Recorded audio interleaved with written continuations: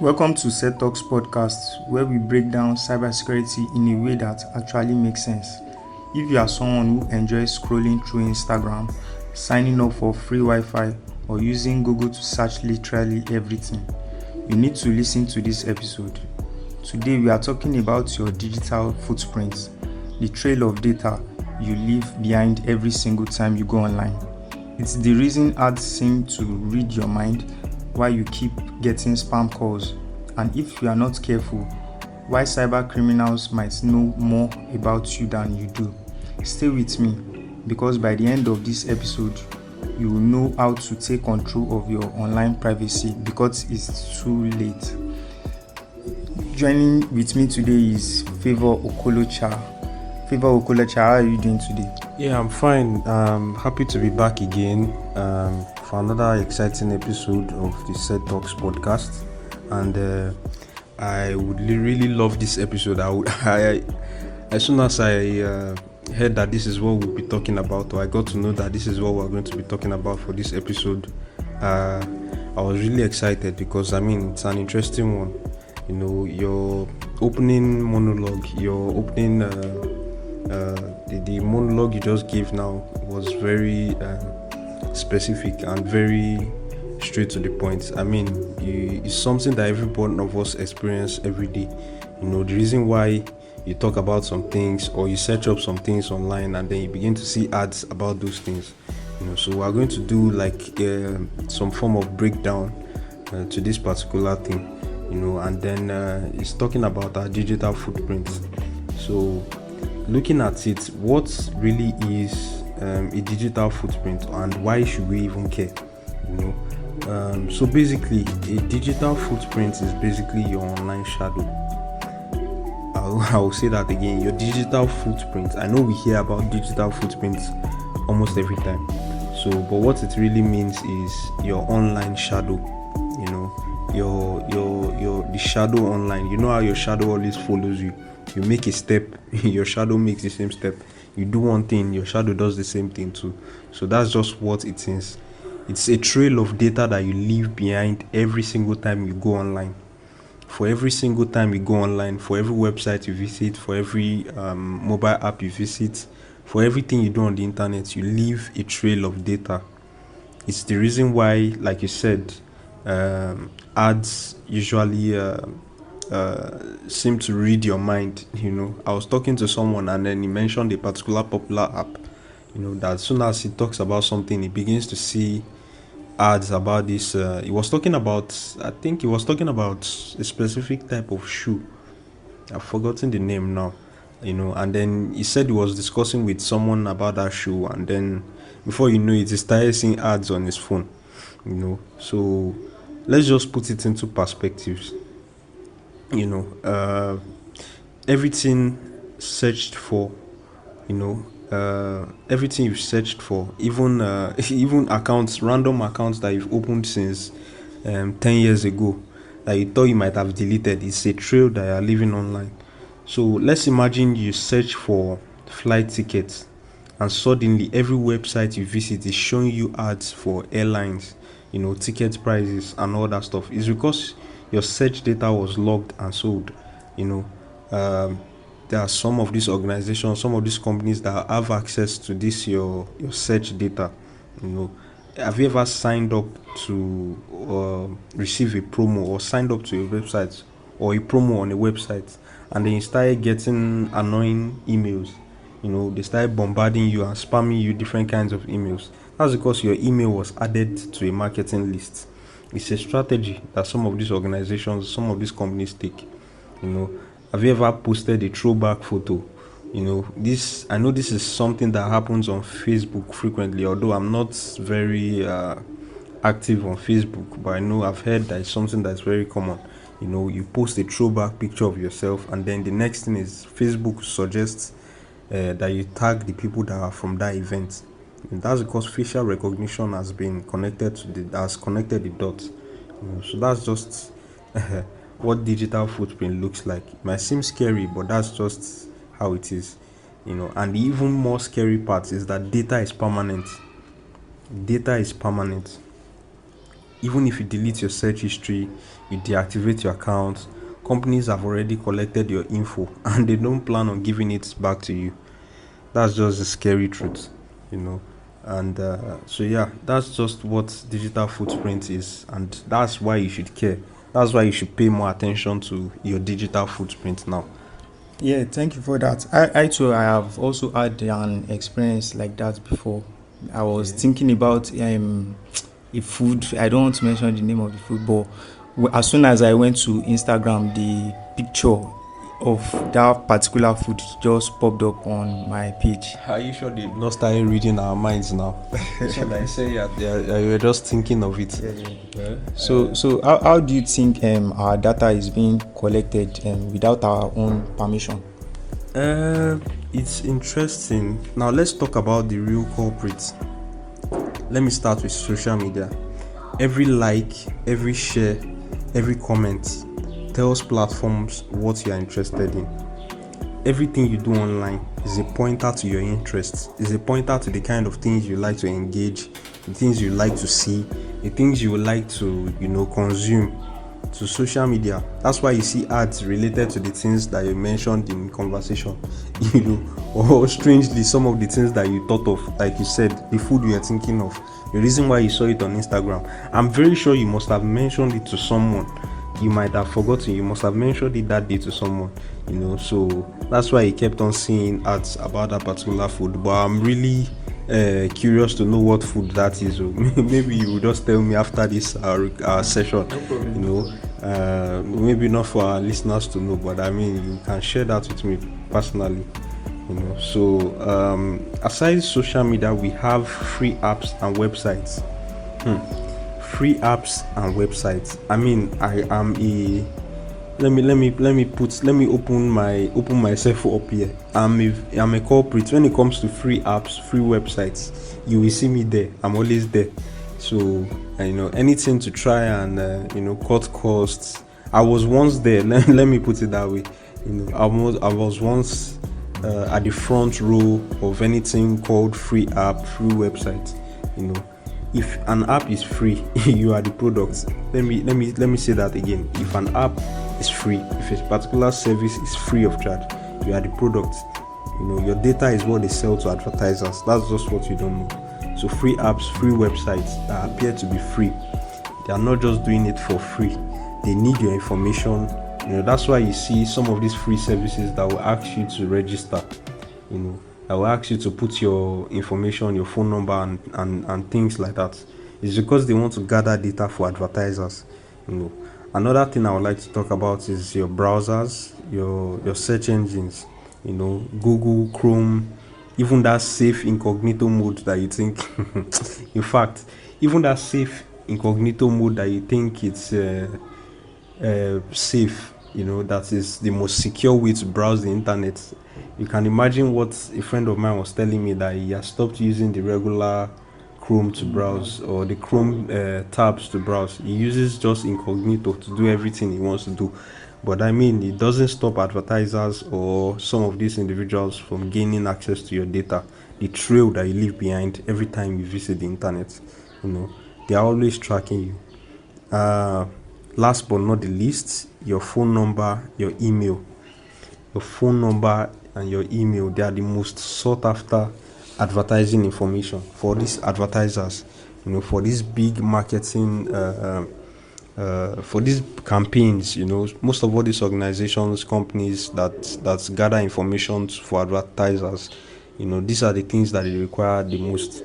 Your phone number, your emails. Have you ever dropped your phone number in a store or filled a particular form for giveaway? I know a friend of mine that is always at the comment section of every blog on Instagram, always dropping information for giveaway, dropping name. I usually see the guys coming and I laugh, So these are the pointers. These are the culprits. Let me put it that way. Your social media, free apps and free websites, your browsers and search engines, your phone numbers, your emails. These are the culprits. These are the pointers. These are the links to your data that some of these people need, or some of these people gain access to. Now let's just get practical with it. It's because it's not just about the awareness. It's important to take action. How do you take control of your privacy? How do you stay in charge of what it is that is being accessed, or being sold? Here is a step by step. There are steps that you can actually follow. There are some steps you can follow that would help you um, gain charge of, or gain control of your data.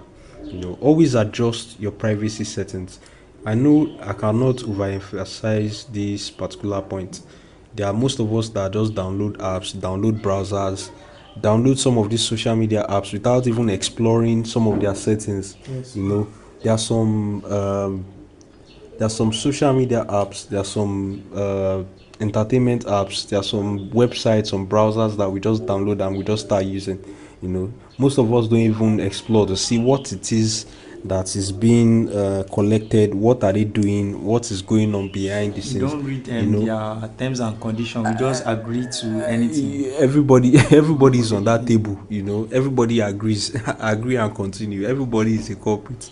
But what I'm trying to say is, it's important for us to also explore some of these settings to see what is enabled, what you can disable. Yeah, I feel there are new features on Instagram, not only Instagram, on most of the social media platforms, where you can set some privacy settings so as to keep your for instance, for Instagram now, you can set your privacy settings to private so as to keep your pictures private, that only your followers can have Gain access to your to. pictures. Wow. Okay. That's a very common one, but it will surprise you that many people don't know about it. Even people that have been using Instagram for many years, they just open Instagram, register, and then they start liking, start commenting, start watching, that's just, there's a lot that these social media companies are doing with your information. It's not just to register and start using. So it's important that you adjust your privacy settings. Every social media app, like I said, you mentioned Instagram, every social media app, it's called goes for every social media app, they have privacy settings. You can turn off your location tracking. You can stop apps from collecting extra data and limit who can see your posts. Just as you mentioned, these little steps that you can take will keep you in charge or keep you on top of your own data. One other tip I would suggest, it's not very popular, but I will just talk from a personal point of view, is to try to don't depend on one particular browser, or one particular search engine. You can explore other search engines. I know I have used DuckDuckGo. Do you know about DuckDuckGo? No, this is the first time I'm hearing it. It's a particular search engine. It's similar to most of what we have today, but it's a search engine, or Brave. I don't know if you've heard of Brave browser. No. Okay, these are some of the things that we can also explore. They don't track your searches, your search history. As far as I've observed, or as far as I've experienced some of these search engines and browsers, they don't usually collect as much data as the popular ones. Okay. Not that I'm pointing it out that the popular ones are bad or that you should stop using them, but you can explore. Once you start getting into this privacy, data privacy, you begin to have a picture of what I'm trying to talk about, and you understand what I'm saying. Another point, another suggestion I would give is for you to use encrypted messaging apps. I know once again, this is my own hot take. I know WhatsApp is very popular. It might be end to end. It's what everybody is using, but it still collects your data. It collects your metadata. In subsequent episodes, I hope we'll be able to get more into this aspect. Yes, you are always invited, Favor. Yeah, I appreciate that. So it still collects data, But then there are other instant messaging apps that are encrypted, that run. There are other companies that have encrypted messaging applications so that you can explore. We have Signal, we have Telegram, and this, according to some people that are deep into this privacy data within, suggests that these other alternatives are actually better than WhatsApp. Another one I would try to suggest, and I mean, for those of you who are like me that love to jump on everything that is free, I want you to pull your ears now. Stop signing for everything that is free. Every offer that you see online that is free, it's not just what it seems. If it is free, your data is the price. I'm saying it again.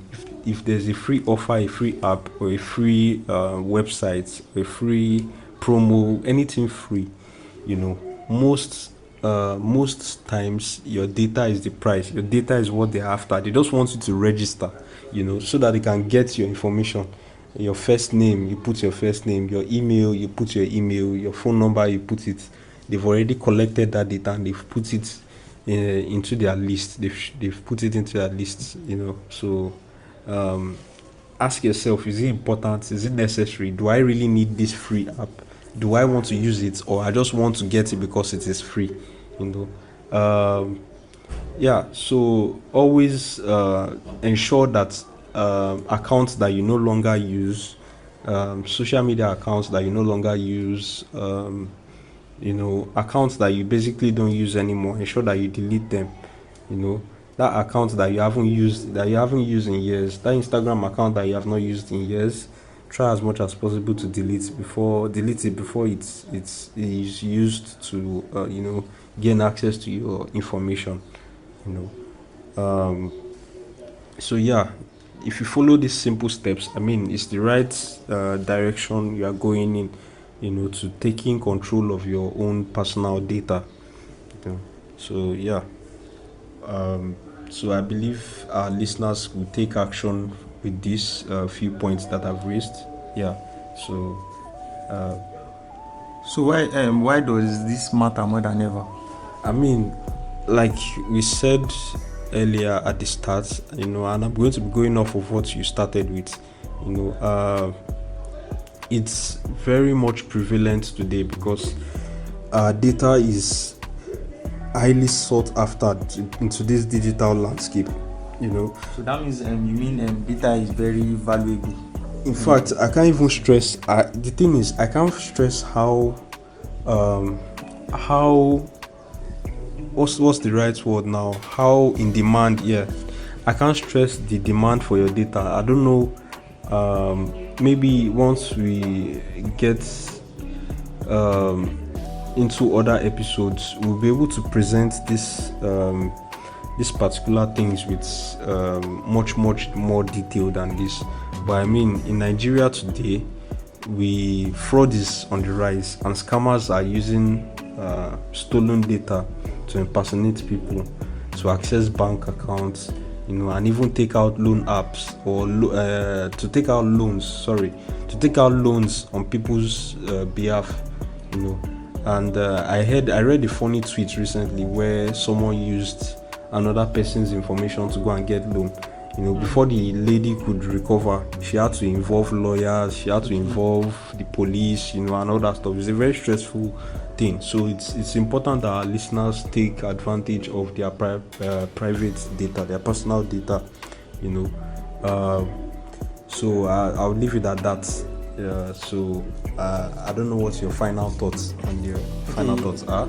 As we have all heard from Favor today, your digital footprint is like a permanent record of your online life.